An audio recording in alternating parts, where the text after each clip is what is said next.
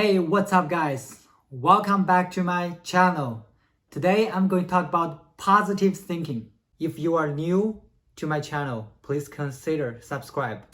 Please also ring that bell so that you don't miss a beat because I will provide personal development tips every week.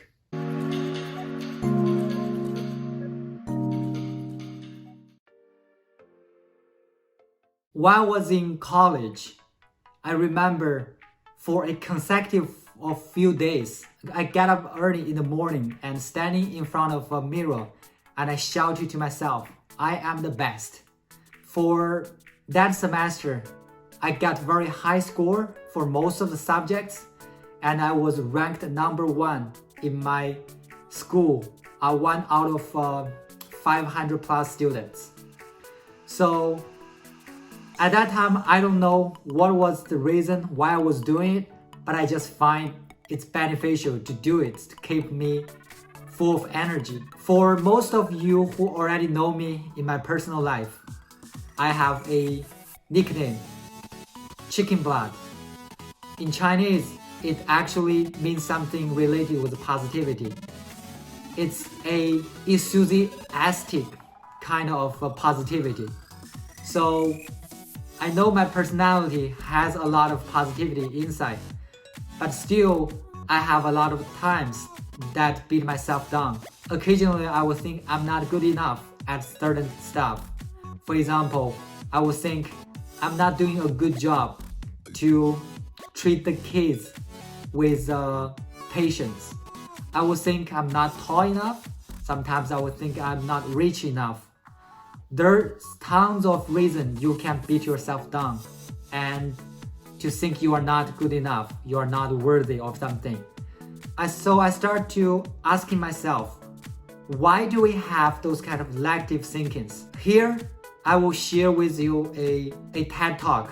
I'd like to show you my most important evidence proving that you used to know how amazing you really are. Would you like to see that evidence?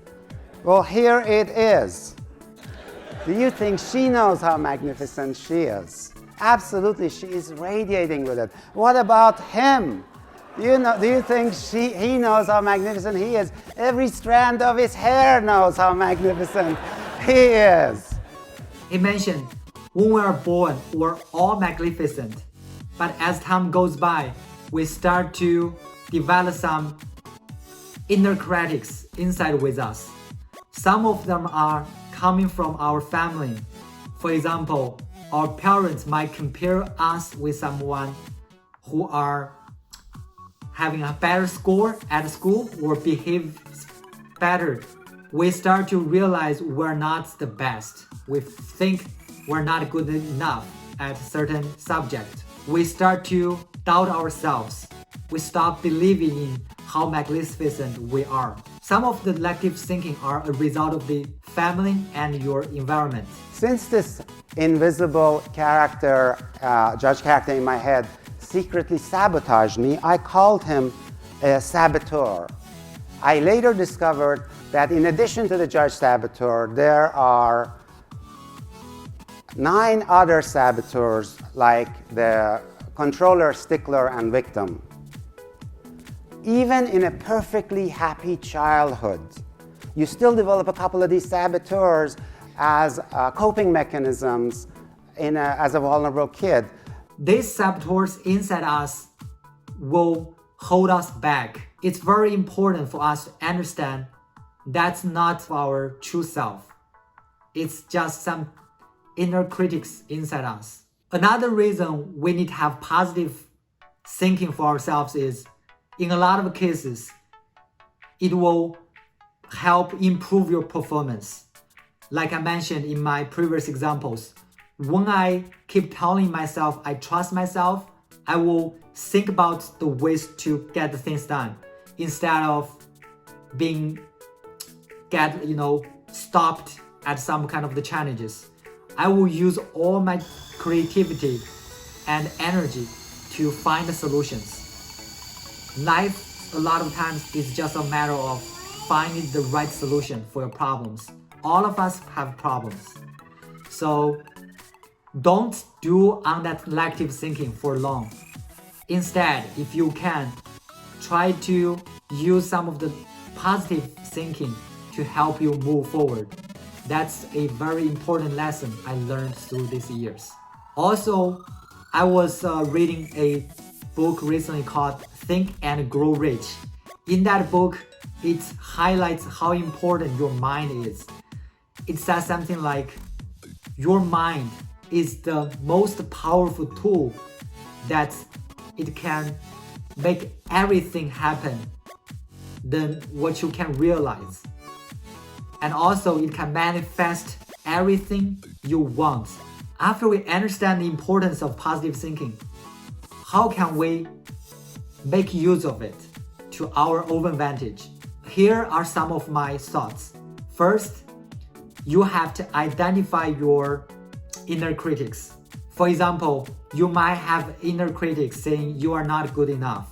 Instead of admit that's what you are thinking of yourself, you can reframe as, my inner critics think I'm not good enough. By shifting your focus from your true self to these inner critics, it kind of gives you a clear borderline for you to separate yourself from your inner critics. After you identify your saboteurs, what you need to do is try to find out where does it come from. For example, I have a victim saboteur for a long time.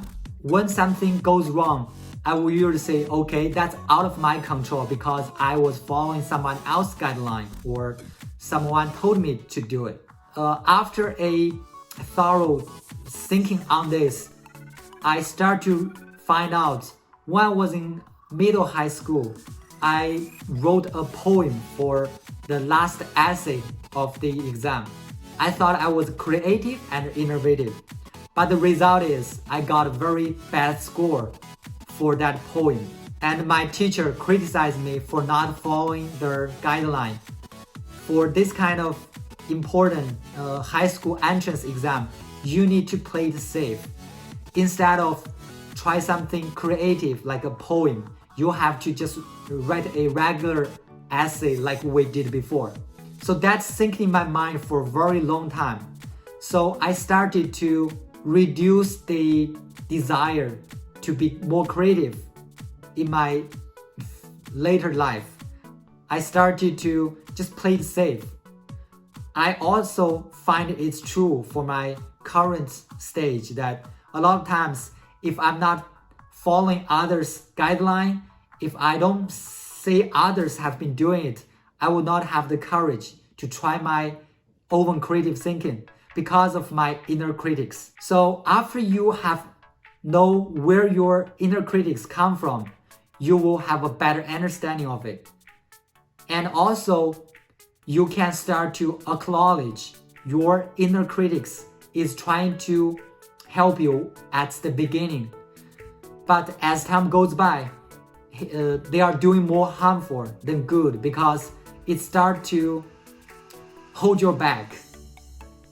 They are doing some of the overprotection for you. Like for myself, those inner critics for playing safe is holding me back. If you can cope with your inner critics and treat them as someone not your true self, then you start to realize you can regain the control over your life. Like for me, I will just say that it's my inner critics letting me play safe.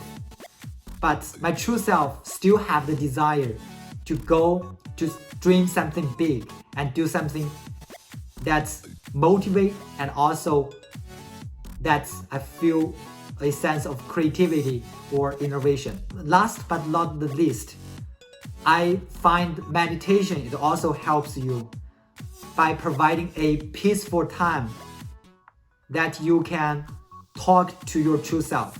Most of our daily life are filled with busy stuff that we seldom have time to really know what we're doing. Meditation and mindfulness provide a way to raise awareness of ourselves, awareness of our surroundings, awareness of our kids need our affection, our care. and the awareness of that we as a human needs to love ourselves instead of just have the inner critics to think over ourselves. Because of the suffers from those inner critics, now when I'm teaching my children, I will be more mindful that I don't want to limit their thoughts too much, because as I mentioned at the beginning, all of us are born magnificent. So it depends on how you want to trust yourself. If you think positively, I'm pretty sure you will also make a positive impact to your family, your community, and a positive impact to the world. Thank you. If you like my talk today, please give me a thumbs up and also share with your friend. I will see you next time. Bye.